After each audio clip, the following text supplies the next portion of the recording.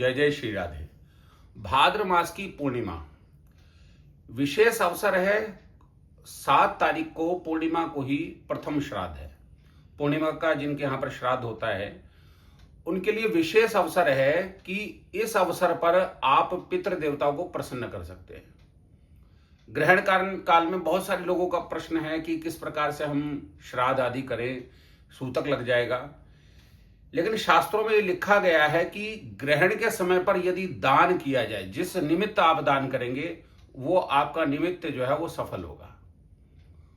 तो पितृ देवताओं को प्रसन्न करने के लिए बड़ा ही सुंदर अवसर है। आप इस समय पर जो दान करना चाहते हैं, भोजन आदि का तो बनाकर दान नहीं कर सकते, परंतु आप सूखा दान कर सकते हैं, फल आदि का दान कर सकते हैं, आटा आदि का दान कर सकते हैं, चीनी का दान कर सकते हैं। ये आप पितरों के निमित्त दान कर सकते हैं। अब जिनकी जन्म कुंडली में चंद्रमा पीड़ित है, ऐसे व्यक्ति को ग्रहण काल में अपने चंद्रमा को मजबूत करने की आवश्यकता है। तो बहुत सारे लोग जो है प्रश्न करते हैं कि जी अलग अलग राशियों पर अलग अलग बताइए। लेकिन आप एक चीज समझिए, एक बात समझने वाली है कि उस तथ्य को पकड़िए कि चंद्रमा तो सभी से जुड़ा हुआ है। हर व्यक्ति की कुंडली में चंद्रमा मौजूद है और वो कहीं ना कहीं अपना प्रभाव अवश्य दिखाता है। और जब चंद्र ग्रहण होता है तो हर प्राणी मात्र पर इसका प्रभाव आता है।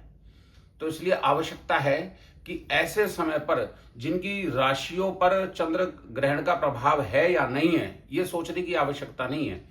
आपने केवल चंद्रमा को मजबूत करने के लिए रात्रि में जब ग्रहण प्रारंभ होगा, 9:57 से ग्रहण काल का जो प्रवेश है वो प्रारंभ हो जाएगा। और इसका जो मध्य है, जिसको हम पीक कहते हैं, जो पूरा प्रभावशाली होगा, वो 11:30 बजे से लेकर 12:30 बजे के बीच में आपने कोई भी साधना, कोई भी गुरु मंत्र, कोई भी ऐसा मंत्र आप ले लें। और कोई मंत्र अगर नहीं मिलता है तो चंद्रमा के मंत्र का जाप करें। ओम श्राम श्रीम श्रोम सह चंद्रमसे नमः। इस मंत्र का जप हर व्यक्ति करे। और गुरु मंत्र यदि मिला हुआ है तो गुरु मंत्र को चैतन्य करने का यह बहुत ही पावन अवसर है। अनंत गुना इसका लाभ प्राप्त होता है। जो पुरस्चरण करने से लाभ प्राप्त होता है, वही लाभ आपको इस ग्रहण काल में आप जो जप करेंगे उसका लाभ प्राप्त होता है। अब मध्य आप ये समझिए कि जो सूतक काल प्रारंभ होगा उस समय पर बहुत सारे लोग नियम पालन नहीं कर सकते। हर व्यक्ति नियम पालन नहीं कर सकता। 9:57 से सूतक काल प्रारंभ हो जाएगा।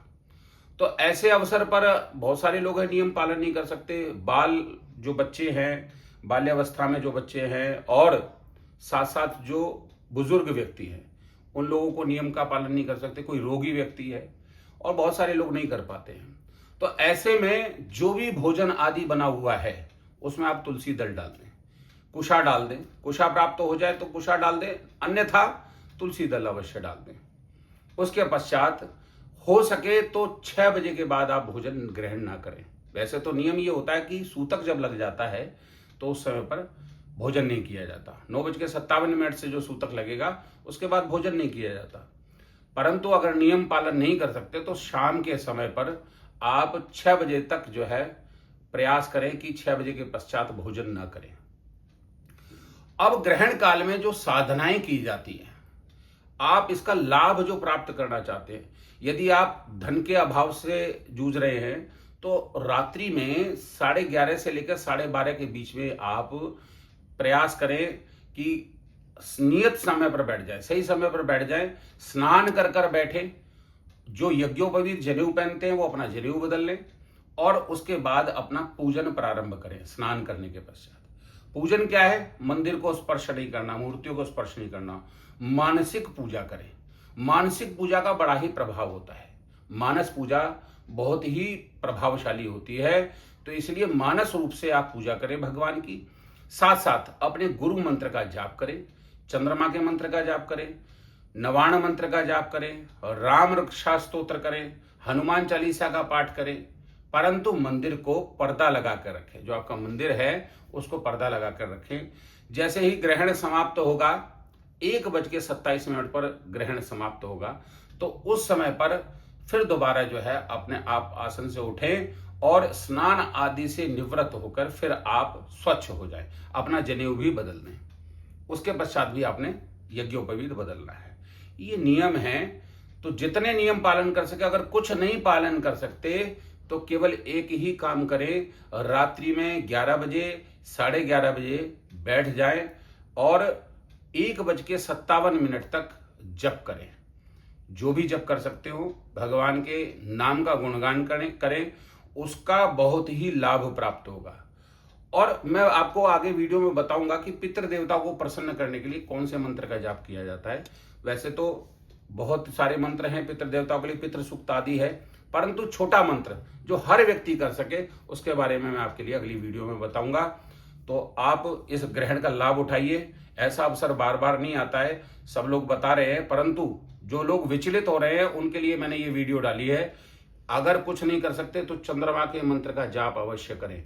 ओम श्राम श्रीम श्रोम सह चंद्रमसे नमः या ओम सोम सोमाय नमः, ये अवश्य करें। चंद्रमा तो, मन तो सबके पास है, जिसके पास मन है उसके पास चंद्रमा है, तो इसलिए चंद्रमा के मंत्र का जप अवश्य करें। इस ग्रहण का पूर्ण लाभ उठाएं। देखिए इसका प्रयोग करके निश्चित रूप से आपको लाभ प्राप्त होगा। जय जय श्री राधे।